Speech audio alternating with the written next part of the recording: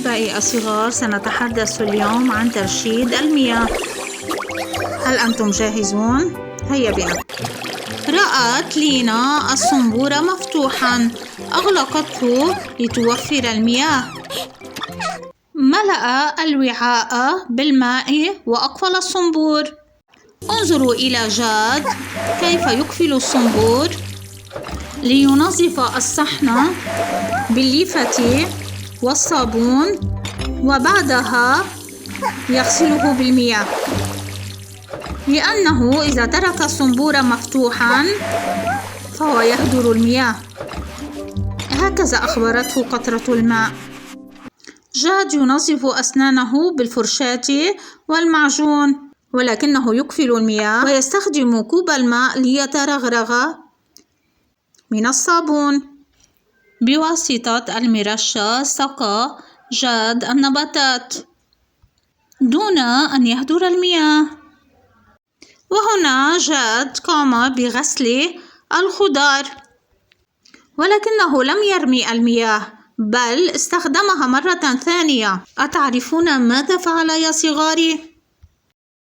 سقى بها النباتات لكي تنمو وتكبر.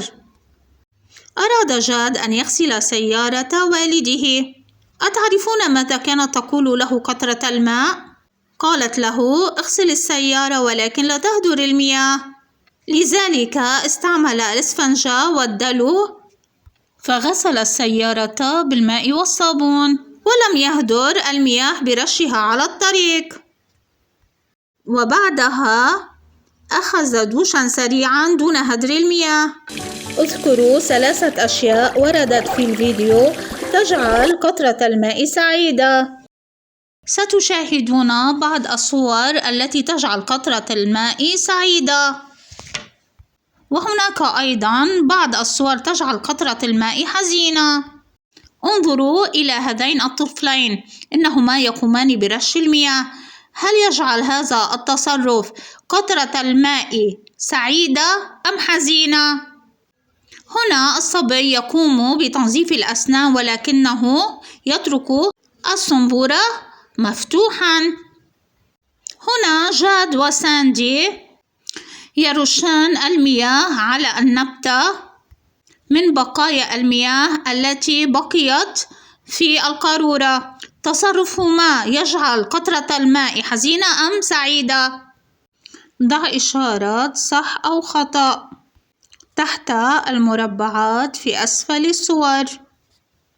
طفل يملأ الوعاء بالماء. طفل لم يقفل الصنبور جيدا بعد استخدامه. طفل يغسل السيارة دون هدر المياه. طفل يلعب بالمياه وهو يغسل السيارة. طفل ينظف أسنانه ويترك الصنبور مفتوحا، وطفل آخر ينظف أسنانه ويقفل الصنبور.